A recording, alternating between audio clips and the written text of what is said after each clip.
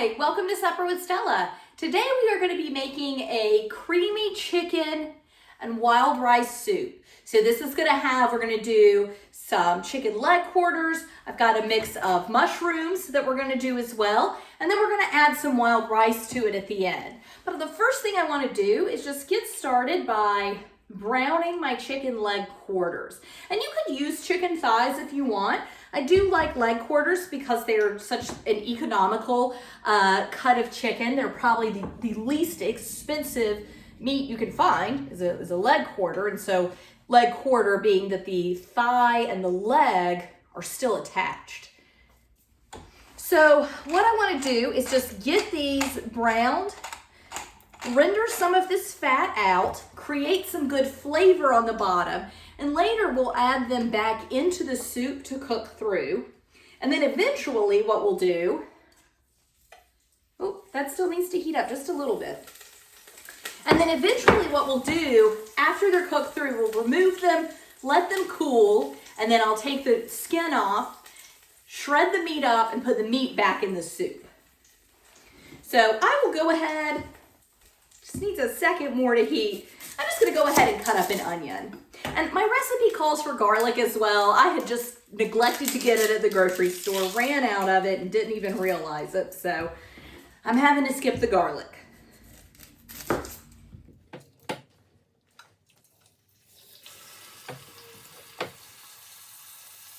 So I want to get the other side of my chicken salted and peppered. And then I'm going to take, this is a big pot. This is, I think, a 7-quart Dutch oven. It's a little too big for this eye. So I'm going to take it back to my real stove behind me and just let it brown up. Now, we are not looking to cook this chicken through. Again, it's going to go back into the pot later to cook through. I'm just really just wanting to render some fat and get some color. We will not be eating this skin. I will peel the skin off when I shred it up, and I will save the skin and bones to make chicken stock with later. But this skin is not going to be eaten, so yes, we want it to be crispy and rendered because that adds flavor to our soup, but visually it doesn't have to be like the perfect crispy chicken skin, you know, like if you were making a chicken cacciatore or chicken with 40 cloves of garlic or something like that, because we're not going to eat this skin. So I'm going to get this moved back, brown it on this side. I will flip the chicken, brown them on the other side, and then I will meet you back here when that's done. All right, welcome back. So I have got my chicken, and I just put it back on the same raw plate because this is not cooked through anyway. It has to continue to be cooked. It is definitely not that pretty, but you can see some browning on the skin. I've got a good bit of the fat rendered down in the pan, and I am just going to add my onion. I can't remember if I said or not, garlic would be great in this too. Usually like to use garlic, kind of a classic flavor with mushrooms and with anything really. Do love garlic. And I am just gonna let that brown up. And there is a fair amount of fat in the bottom of the pan. I am gonna use it for cooking. When I put this chicken back in and let it cook, I'm gonna get even more fat. Okay, so all of that is flavor. But at the end, before I serve this, when probably at the point where I shred the chicken, before I put the shredded chicken back in, which is like the last thing you do before you serve it pretty much, before I put the shredded chicken back in, I will skim any fat remaining on the top off at that point. And so that is generally how I do soups and stews, where I'm using cuts of chicken like this, cooking them, putting them back in, letting them cook through. At that point, that is when I skim the fat off, okay? Because at that point, for the most part, it's done cooking. You just shred the chicken, put it back in, the fat and the bone, I throw in the freezer, save for stock later. For me, that is a good time to skim the fat off. It's kind of done everything it can as far as imparting flavor into the dish, and you can get rid of, I don't get like too finicky about it, but if there is residual fat floating on top, I will get rid of it at that point. I know on my chicken chipotle tomato soup that I made a few weeks back, And I did the exact same application with leg quarters. There was a fair amount of fat left on the top of the soup before I put the shredded chicken back in. And I just went ahead and skimmed all of that off and then added my cream and my remaining ingredients. So I am gonna let this onion cook just till it's softened, beginning to brown, getting translucent. And then we'll throw our mushrooms in.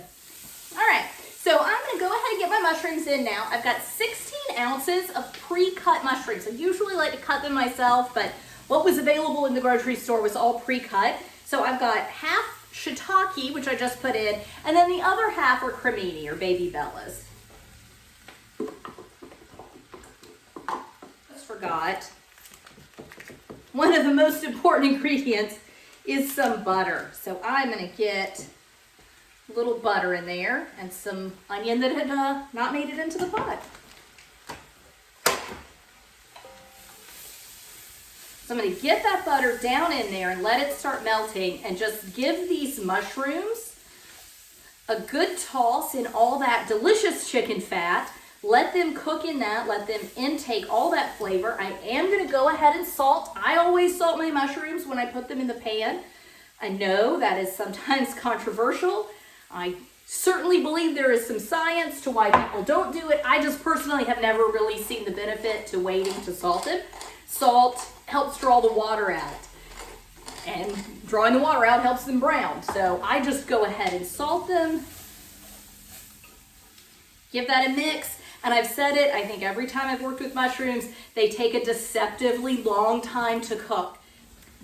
So my mushrooms have cooked down, and it ended up taking about 15 minutes for them to kind of cook down to the point I want them to be at. So the next thing I'm gonna do is add some Wondra, about 2 tablespoons, and you can use regular all-purpose flour as well. But this is just going to add some thickening power to our soup. Help give it a little bit of body. So I'm just gonna let that Wondra just give it a minute and let it cook off. And by cook off, I just meant like cook down, not be white anymore. Get it tossed in the fats. You just don't want it to taste like raw flour. All right, so next thing I have got some wine. It's my ice cubes of wine. I'm gonna add these in just to deglaze.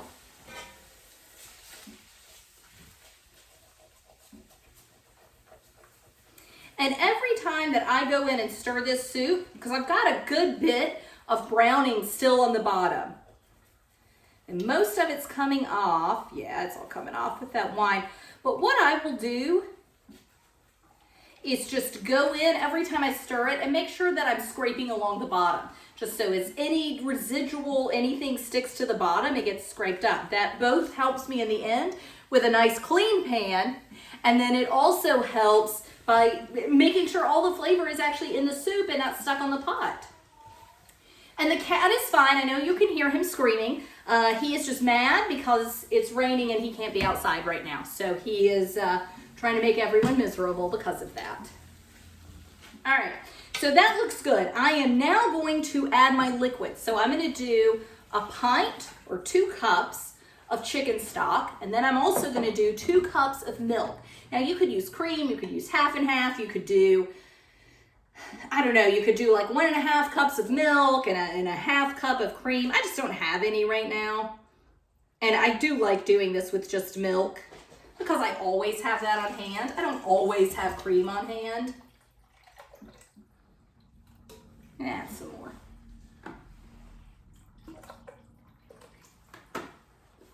I usually cook this in my smaller Dutch oven.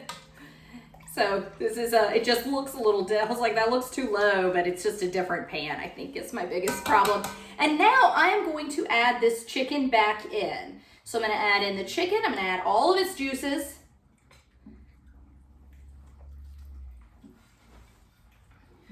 I'm gonna add some salt, pepper, and some dried thyme. And you can use fresh thyme, but it's raining and I don't want to go out to my garden. So I have got here, I have got 3 cups of wild rice. I just cooked this separately by itself. With this soup, if I were about to serve, we're going to eat this later for dinner, but if I were going to serve this right now, and it feeds 4 to 6 people, so if I were to serve this in an hour and serve 4 to 6 people with it, I would have, so this was 1.5 cups of dry rice and 3 cups of water. So what I would have done is just added 3 cups of liquid to this pot and put in 1.5 cups of dry rice, and then it would just all be together, easy to do. And what I would probably do is get the liquid all in it, put the chicken in it, let the chicken cook through, remove the chicken, and at that time I would probably add my 1.5 cups of rice. Once I get my chicken shredded, I'd probably wait till I would wait till the rice cooked, so taste it, make sure it's cooked, and then I would put my chicken back in, and your soup's ready to go. But I'm serving it tonight, so several hours from now, and I'm only feeding 2 people. So we will be eating this for probably 2 dinners or lunches and dinners, whatever. There's going to be leftovers. If I had cooked this rice in the pot, or if I were to put the cooked rice in right now, what's going to happen is the rice would just continue to absorb liquid. And what I would have tomorrow when I go to have leftovers is some sort of like rice pudding, chicken porridge mess. Whenever you're adding any kind of rice, pasta, quinoa, couscous, any kind of grain or something made from a grain into a soup, if you are not serving it immediately, I always recommend adding it just before you serve it and individually add it. So what I'll do is I will put a spoonful of rice in a bowl, and then I will add the soup on top of that. Again, if we were just going to eat it now and clean out the pot, eat the whole pot of soup, it wouldn't be a problem. I could have cooked the rice in the soup, or I could just cook it separately and add it to the soup, whichever is easier for you. But since we'll have leftovers, I don't want chickeny rice pudding tomorrow night. I mean, it would still taste delicious, like its texture would just be weird, but the taste would still be good. Cook it separately. Like if I'm doing chicken noodle soup, I will cook my pasta separately, and then I will just add a few spoonfuls of cooked pasta into my bowls of soup, okay? Which is just kind of a great way to add some carbohydrate and get a grain into your dish, but not letting it go mushy. So that's just kind of how I handle rice or pasta, or like I said, any grains or products made from grain in a soup. So my rice is fully cooked. I am just gonna set it aside. I won't need it till tonight.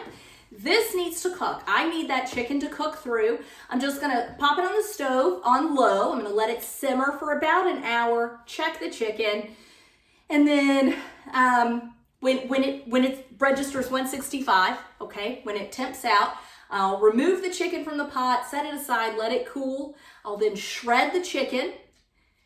I will save my bones and skin for stock later, but then I will put the shredded chicken back into the pot, and the soup is ready at that point.